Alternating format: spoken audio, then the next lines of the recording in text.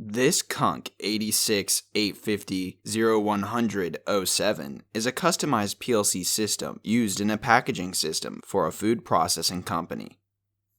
This unit came in with an OIT communication problem, which we determined was a power supply issue. After a complete rebuild and the removal of corrosion, we were able to get the unit to boot up and to communicate with its terminal, which, as shown in the video, was a success.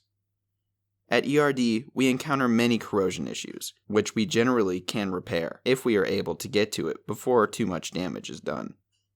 This equipment is in a washdown duty atmosphere, which generally has corrosion issues.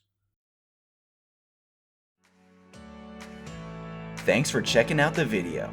Subscribe to ERD TV for more videos of our repairs.